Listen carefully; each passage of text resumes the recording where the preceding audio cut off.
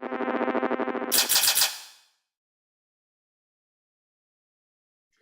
morning, everyone, and happy Monday. Welcome back to the work week, start of the last quarter. And you know what we have for you? We have Brendan McCarty back with us as well to kick off the work week. Brendan, welcome back. Hey, good morning to you. Now, obviously, we could be sitting here talking about Tesla missing estimates. We could be talking about Kim Kardashian getting charged by the SEC. But no, we're going to come here and give you all the exciting things from the week. The show's brought to you the wonderful team at Open Exchange. Look to them for all of your virtual event needs.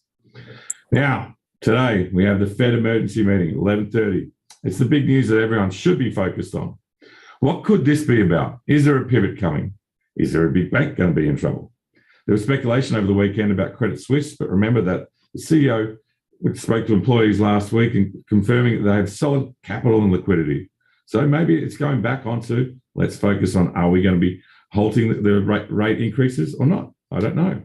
Brendan, what do you think this meeting's going to be all about? So on Friday, when I first saw the headline, I was like, ooh, something big is going to happen. Let's save Lehman Brothers over the weekend sort of thing. And then, first thing comes out, well, this was sort of a regularly scheduled meeting. I guess they have these closed doors meetings all the time. But the market also sunk into month end. I mean, it was the S&P hit 3,600, broke through support. The world was coming to an end. Everybody was panicking. CS's stock was sinking. Still probably is, I think, this morning. I think this meeting is more about getting one's ducks in a row. I think it specifically says something about policy. I don't think the U.S. markets are having any real trouble yet. I know that a lot of people are citing the MOVE index and the Treasury market, but the way I look at the Treasury market is this: it's been rallying for 30 years, 40 years. We peaked in 1980. It dropped to low in 2020. You're looking at a 40-year bull market unwinding. Well, you know what? If that unwinds, the MOVE index is going to climb. So that's my response to that. For CS, Swiss Central Bank surprised everybody like a couple months ago and raised rates. Not a single person seemed to know about it, even its own currency. I'm guessing Credit Suisse and UBS both felt the pain on that. That was probably a first blow that happened to them. The second thing was the UK pension issues 2 weeks ago. They're all using these insurance products, which sounded like exchange. God, I forget what the products were back in the day. But during the global financial crisis, we had all sorts of stupid products out there being sold to people, and they were illiquid at times. Well, these insurance things probably didn't help when the gilt markets went to the moon.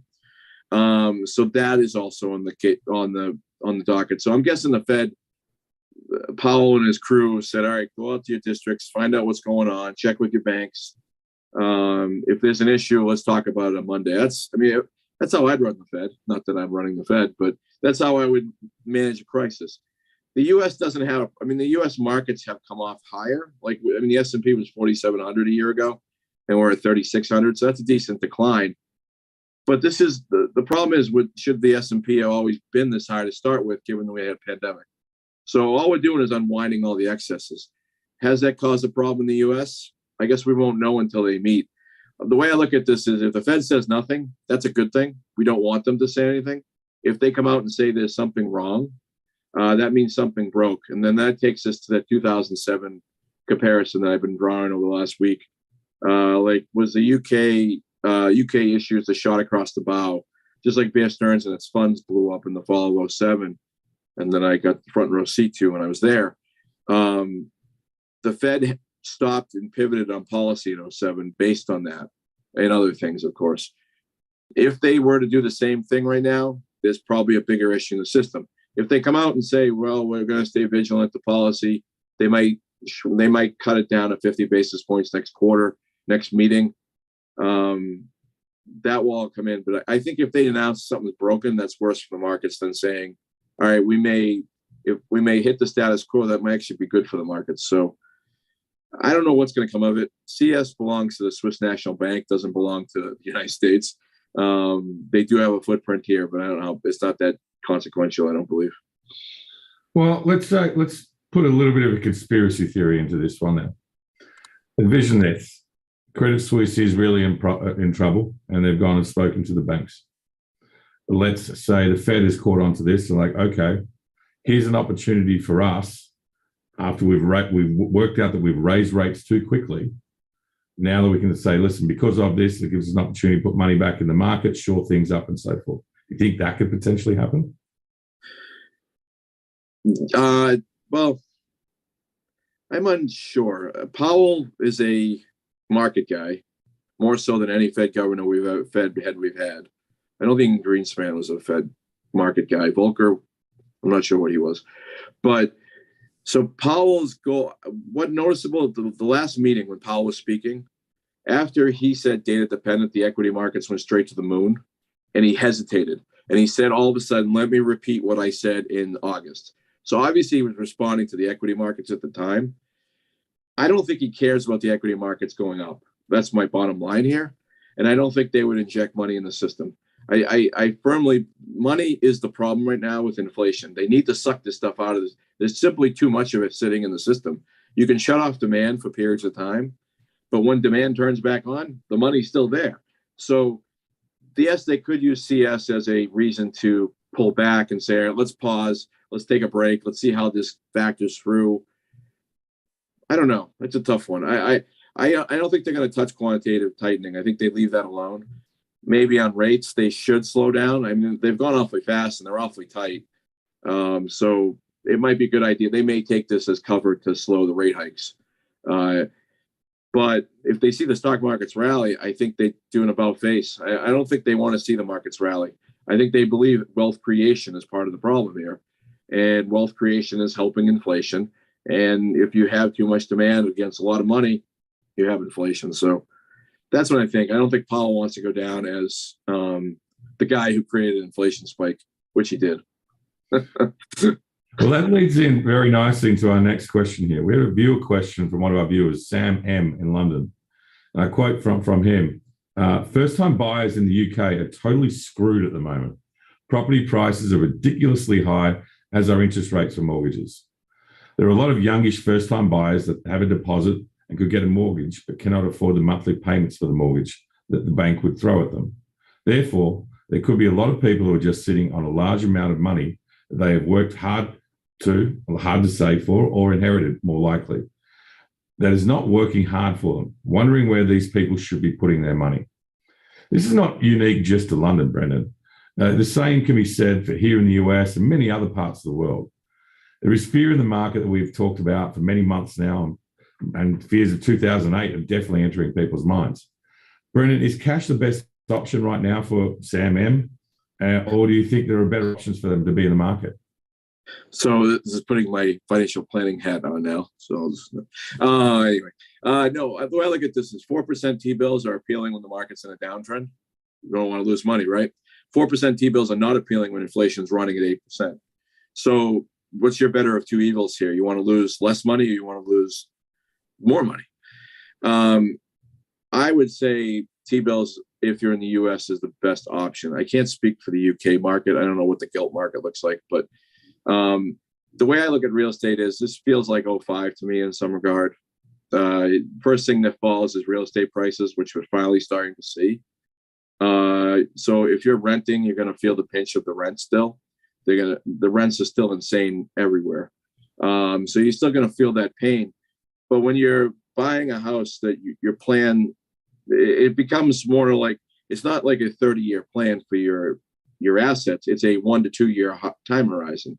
I went through this. I remember buying a house when we bought our first house. Really, we had a condo before, but 05, it was really hard to find a house, and everything was shooting up, and everything. It was like, how that we have all this cash sitting. What can we do with it? And we waited and we waited and waited. And I would just say that the way this cycle, I think, will work is rents will hold high, but real estate will come off. We've had mortgage rates essentially double. So mortgage payments have essentially doubled, which basically means real estate should come off by 20 or 30% in some cases, just in some markets that are insanely priced. So as prices fall, this will push people away from rental units into residential market. So rents will drop while you're waiting, which puts down, then the stress will actually hit the landlords, which will put more stress on the rents. So long story short, I know the pain hurts right now, but I would sit in the shortest duration asset you have that's earning interest. It's better than losing money in the markets.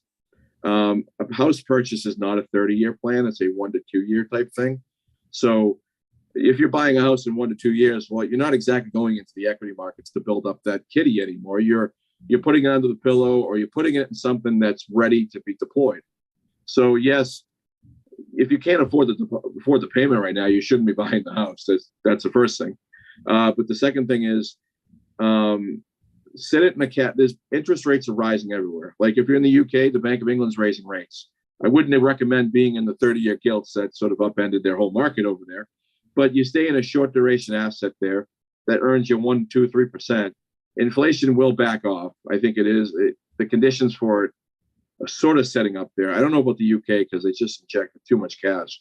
But I would just sit in a short duration bill, wait for these markets to back off. Don't ever buy into something you can't afford. And don't put it under the pillow. But if it makes you feel better, put it under the pillow and have it earn interest in the process. All right. Well, Sam M, I hope that answers your question. Moving on, images from Hurricane Ian are still fresh in everyone's mind. Our thoughts and prayers with the people that have lost loved ones during this time. The cleanup and rebuild has begun, and it could be a long process from the images that we have seen. From a stock perspective, it is well publicised the impact on insurance companies. But let's dig into the travel and leisure sector names. I want to look at Airbnb, Expedia, and hotels, Brennan. We're into the fall now, and winter is around the corner. That's tourist season for Florida. So which of these names is going to be impacted the most? So hurricanes have always intrigued me. You watch the map and you watch where they go. And I had a wonderful app that I just could not find this weekend. So I wanted to see what the hurricane season looked like.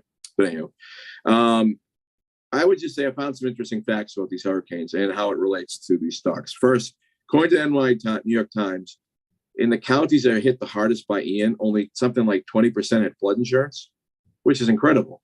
So if you're an Airbnb owner, you get to keep your, according to their terms of service, if you really want to force this, you could actually keep the fee that these people pay, even though you don't have a house anymore. They probably got wiped out by the flood. Of course, one payment's not going to change anything. Well, maybe it would. I don't know. But the only way to fix these for the Airbnb folks is to get a FEMA grant, an SBA loan, which you call yourself a small business. That's a gray area. Or you dip into your own wallet to repair it. I remember when the pandemic hit on Airbnb, I thought those rental owners were all going to sink. And I know that there was mortgage relief from the government on those sort of things, which delayed that. That doesn't exist anymore.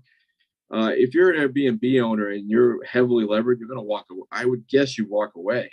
So that changes the supply and demand dynamics down there for the rest of Florida that didn't get hit by Hurricane Ian. Like we were talking about before, rates for this stuff's all going to go up. I mean, it's just one vacation place. I know this is the point where a lot of people start heading down. It's like after Columbus Day or into November. For travel in general, the funny thing is, though, I've been looking at the charts of Marriott, Expedia, CCL as well, because we'll talk about it a little bit. They, in 2007, they all weakened in the same way they're weakening now, which is kind of strange. I wasn't actually thinking about 07 from a market perspective until I saw the charts of these three. They have all weakened in very similar shape. In 07, the consumer was weakening under the weight of falling real estate. I don't know what there were hurricanes back then, but I think there's bigger cycles at work here for these names than this destruction in Florida. Usually it's more than one hurricane that really creates these issues down there too. It's like the over and over impact. Florida always seems to bounce back stronger on these things too. It's like these trucks all line up on the border and wait for these houses to be knocked down so they can rebuild them. It's amazing how quickly they fix things down there. Granted, you can't fix the loss of life, so that's a sad part. But I would say that I think there are bigger factors at work than just Florida for these names, and I wonder what next year actually looks for them. If the consumer actually is rolling over right now, Florida will be minor compared to what is happening in the grander economy. Airbnb is very fascinating to me in that if 80% of these people, like the 20 who had flood insurance, let's just say 50% is Airbnbs. That means 40% of Airbnb holders didn't have flood insurance. Well, if they're all flooded out, they're not renting their places for a while. It's not like you can walk in there with a mop and a broom and, soak it all up. It's going to take a while. People can't even get to certain areas down there. So it's really hard for Airbnb. But Airbnb survived the pandemic. I never thought they would. So I'm guessing Florida will be a minor hiccup. I think the grander picture is where are we in the cycle?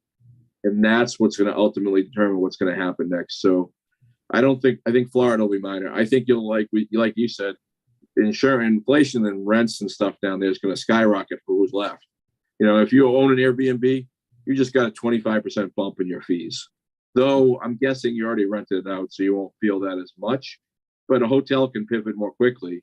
They can raise all theirs. Expedia will benefit for higher fees.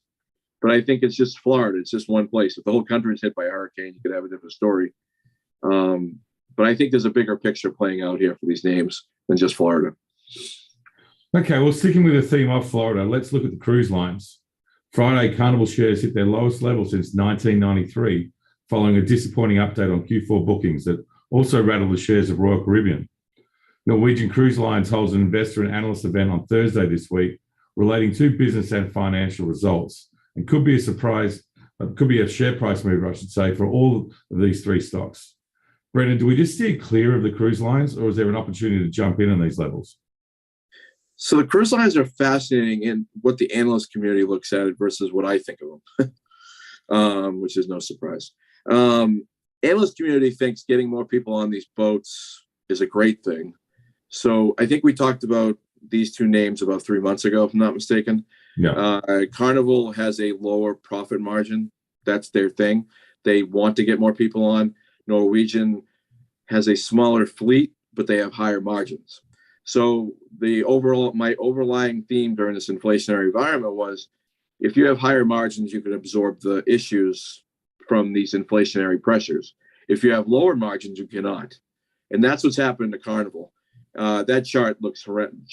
Carnival's chart is horrendous. But Carnival's problems, we've been saying it since they became a meme stock, or then stopped being a meme stock. That is, they have too much debt. They don't generate enough revenue. I know they're back to pre-pandemic levels, but they don't have enough income either to service the debt. I mean, they're not a zombie company like we featured a couple of weeks ago, but I mean, Carnival's not a disaster, but the chart looks like it. Now you flip over to Norwegian, they have margins to sort of pay off the debt. They're not issuing a dividend because they have covenants to pay off the debt. They're more responsible, it seems, and they have a higher clientele. Now, interestingly enough, they've moved away from more expensive boats to cheaper boats. I didn't know that until recently.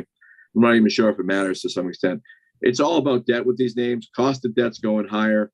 I didn't even think to look at this, but if these companies have a refinance coming up for their debt, they're going to be doing it at a much higher level. And when you're a triple C rated company or a triple BBB minus, or you're a junk rated company, your cost of debt goes up much more quickly than others. So I think that's what's affecting everybody. Now, CCL's report wasn't entirely bad. It actually showed good demand. So if Norwegian can take the good demand part, maintain its margins, it actually might be an interesting story. I wouldn't buy any of these names other than I would take a shot at Norwegian, maybe at $11. It's sitting right at support. It has to bounce from here though, and I wonder if they priced in all the bad issues from Carnival. So Norwegian probably the one I would take a shot at. The others I'm not super excited about. Okay, well, two little extra add-ons, or maybe one extra add-on. If Carnival is in a situation where they are, and like obviously they must be getting closer, because I think just after COVID started, they did a big debt issue.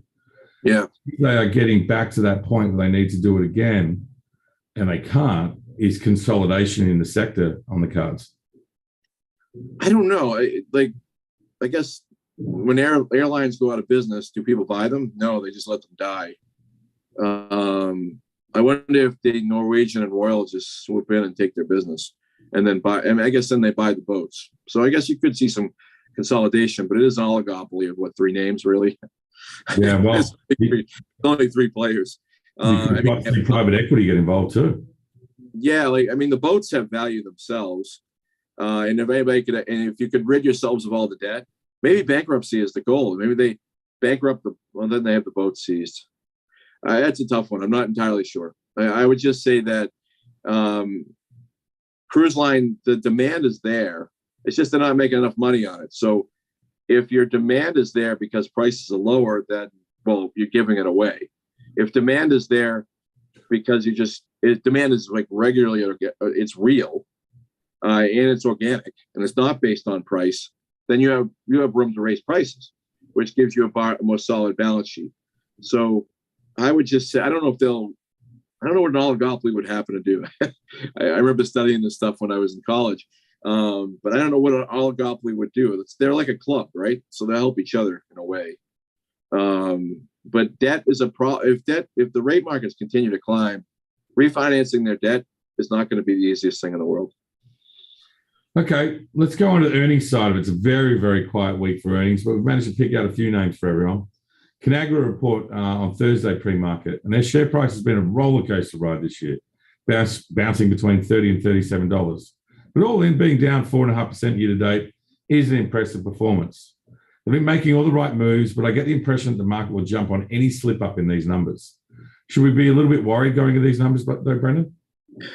So one of our 3Ls a few weeks back, General GIS, they reported blowout earned numbers. Like they're reporting, they're still beating. I don't know how they do it, but they are. CAG stock has tracked GIS of late, and CAG's Conagra's performance has actually, I think, tracked GIS as well.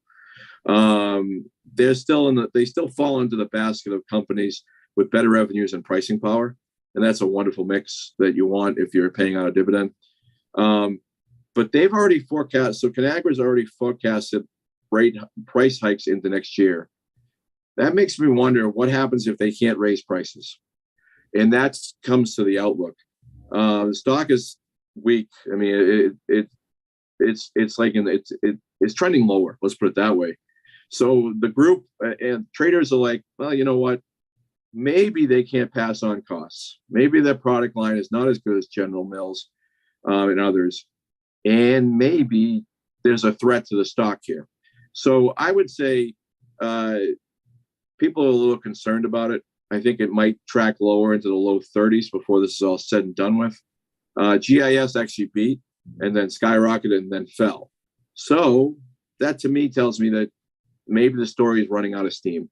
The story that we've been running on for the past year and a half: higher revenue, higher demand, higher profit margins, price pass through. And so maybe this is all running to the end and Conagra's best days are behind it. The outlook is going to be huge for them. They're going to report probably very good numbers looking backwards. It's just that outlook. Can they still raise prices like they want to next year? And that's what it's going to come down to. Okay, and then Thursday also is Constellation Brands, and they report pre-market. They've been dealing with a big drought in Mexico that continues to be a problem for them and has been impacting their share price. I do like the beer names, though, Brendan, as we go into this shrinking environment, but this chart doesn't instill me full of confidence, though. Brendan, what do you think of Constellation Brands? Yeah, the chart is breaking lower, though it's barely below the 65 weeks, and the breadth is still positive. So to me, that's actually good. I think investors are now officially at the crossroads, though, on the earnings stream. Solid earnings. If they have a solid earnings report, I think they can resume the climb. It's interesting. They're actually in the beer market, which is $105 billion. It's amazing. I didn't realize how big it was. They have 16%, and they're actually growing. Modelo is one of their big brands, and I've been seeing the ads for it, but I've never had a Modelo. So anyway. They're growing share in a mature business, which is hard to do. And they're taking that growth and they're plowing it into other products. So they're buying premium brands. They're buying other things to boost the profit margins. So they're clearly still, alcohol is still rising in price from what I can tell. I go in there and I see a bottle of I don't know who owns Grey Goose, but Grey Goose has gone up decently year over year over the last few years. That's if they're growing up, other brands are going up. That's just the way it is. People are still drinking. One of the things about, if we're like going back to my 07 thought and those Marriotts and Expedias, if this is like 07, Constellation Brands did very well in 08. Like they held in, they performed well until everything gave out. This might be the stock you want to own during this point. They're probably going to report decent numbers if they continue to maintain bear sales. I think growing, they have 16% of the market. They get to 17%. That's a huge amount of money. I mean, we're talking a huge market. That's like 16 billion alone in revenue on beer. So I would just say that I think they're in a good position. The chart is a little worrisome that they're below the 65-week, but I think that might be symptomatic of the current markets. If you line that thing up against the S&P, it's outperforming. So I think that you get a dividend as well to boot. So I would just say that I think it's going to be a decent report. That's just my hunch. I think they have pricing power and revenue. Well, I will add, like he's talking about the ads, it's obviously spending a lot more money because you see Snoop Dogg. Yeah. Corona, you're seeing more Modelo ads and so forth. That all costs money, Brendan. Yeah, it does. Margins. Anyway. I saw the little Snoop ad last night. He's got a little new can he was talking about last night. Made me laugh. I like Snoop. Anyway. Another one for Thursday is Levi Strauss, and they report after the bell. We've spoken a lot about the tightening of budgets for the average consumer. So maybe those old pair of Levi's last a few more years than usual now. The share price would tell you that, and I expect that higher costs are making an impact as well. Brendan, could we see a surprise here, though? I think the chart broke through support this past week, and that break, I think, is telling you that investors aren't expecting a good report. Nike really probably set the tone here by surprising everyone, saying that they're selling their goods at promotional prices. Anecdotal, and I realize this is probably not scientific, I guess, but BJ's has this selection of clothes, and for whatever reason, you can always find out who's selling their stuff at a discount there. Like Under Armour at one point was selling tons of stuff through there, and then their earnings were terrible. There are no jeans. The jeans that they're selling are that Berkeley and Jensen, I think, or whatever it is. Kirkland jeans. Sorry? Kirkland jeans. Oh, okay. Is that what I'm joking. I don't know. I don't know. I haven't either. I just say that Levi's is not there, and there weren't many jeans for sale either. So I wonder if this is an indication that they're not having the same trouble that Nike's having. They have also a history of beating estimates, and they're rather consistent at it. I wonder if Nike was a one-off, and I wonder if they tattooed this stock for no reason. I'm inclined to think, though, the outlook will not be great. I still think costs are costs, supply chains are supply chains, and the consumer is slowing. Margins, I think, will be worse than people believe. I think they probably do have a promotional end of this. However, and one thing is the short interest on this name, I think, is up around 10%. If I'm not mistaken, may be wrong on that one. This could be live. If they were to say we're not as bad as Nike, that could rotate the chart the other way. So the first thing I thought about this stock when I saw the chart break was Ford, and I haven't been able to get Ford right one way or the other over the last several months. So I wonder if this is Ford, another one. I'd just be wary if I was short this name. I know it looks like it's breaking lower and it wants to go down to that 12 level, but is this stock Nike? I don't know. Nike might have bigger issues from China. I don't know what Levi's exposure is to China, and that could be a factor as well. Okay, and the last one we're looking at is Helen of Troy. They report Wednesday pre-market, and they've been having a rough year with shares down nearly 60% for the year and almost 20% in September. I get it. Another company is impacted by consumers pulling back on their spending. Are the bad numbers factored in here, though, Brendan? This stock's actually all the way back to 2018 levels. I mean, finding information on Helen of Troy is really hard. It's like the Greek god. It's like you got to go find the gods to get information. Just kidding. Stupid joke. Yeah. But the stock it's been falling. It's been falling with its earnings estimates. And I think the analyst community got it really wrong this summer, which is why that stock has cascaded from 180 all the way down to 96. Earnings estimates came way down. If you were to look at Bloomberg's charts, it actually lines up the earnings estimates. So could this be the end of the selling? Short interest is actually drying up as this thing falls. I know it has a 7-day cover on it, so it must not have a lot of shares outstanding. 7 days of cover versus only, I think, a 6%, or it's even less, I think, short interest. It tells me that I think people are moving on to other names instead of shorting this thing. I also wonder if their beauty division actually performs better than people believe. I don't know what Ulta has done of late. Did Ulta do? I can't remember what Ulta done. I should have looked that up. But I wonder if beauty actually performs better for it. You have a lot of people going back to work, going to offices that require kids going back to school. They run a lot of products that require. I mean, my house is. I don't know. It's got Helen of Troy stuff. I don't even know what half their names that they own. But this stock might be at support. It also falls into the small cap area. It's fallen so much that it's become a small cap.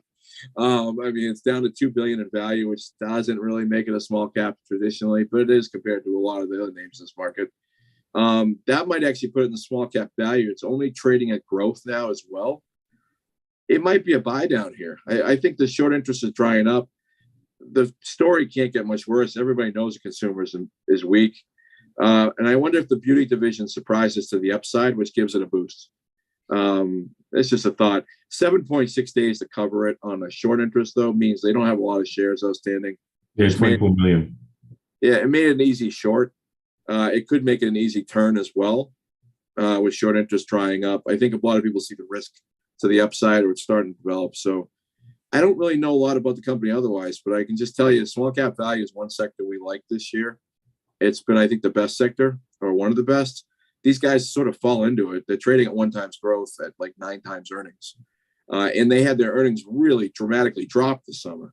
So there might be an opportunity to go the other way. They might surprise. Yeah, I'm just having a look at Ulta. It's down like 10, 12% in September. It's still holding in, still solid performance this year. But the one name I thought of, which we talked a while ago about, is Williams-Sonoma, which is a good comparison here too. And that's had a decent sell-off from different levels, but it has nowhere near the sell-off in comparison to Helen of Troy. Yeah, Helen. It's not often you find a stock go back to 2018 levels. Yeah, which makes it truly oversold. All right, listen, we are well over time, so let's get into like it, love it, leave it. Everyone knows the drill. We've got 6 names for you. This week will probably be about 15-second rundown for Brendan. But all names have got things happening this week. Let's start with Rivian. They're expecting sales and deliveries report today. Like it. Holding above support of 32, though Tesla's miss may be a factor. Stock seems dead, though. I'm not sure why. Need to get over 35 to get momentum going again. But I like it. Stock is up pre-market. Duke Energy, virtual investor event. I would leave it. Lost a 65-week last week in dramatic fashion. Broke good support at 96 and breadth turned lower. Costco, we referred to just before there. They got a sales update on Wednesday. I liked it 2 weeks ago. It failed. I would leave it now. Take that with a grain of salt. Broke through support at the 65-week last week and it did not reclaim it. Breadth is still positive, so you could find some buyers, but I would leave it for now.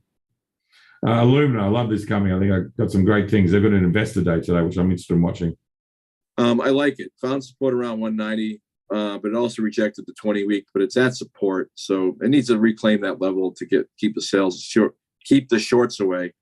But I like it. Google/Alphabet, they had their Pixel hardware event on Wednesday. I would leave it. It has a pretty sizable range below to fill to go lower. Breadth is weak. The saving grace for the bulls is it's oversold as much as 2008. So Google's been really hammered, and that could make it susceptible to the other side, but I'd leave it. And the last one, LW, Lamb Weston, they're reporting on Wednesday pre-market. So I didn't realize what these guys made with tater tots and stuff.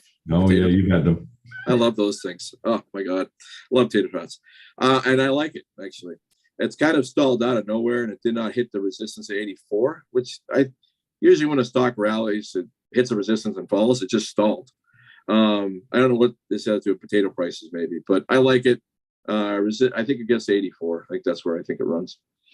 Fantastic. Well, as I said, we've gone a little bit 5 minutes overtime today. Brendan, thank you very much for your help this week. Always great to hear your thoughts. You have a great week. You too. Take it easy. And for everyone else out there, good luck investing.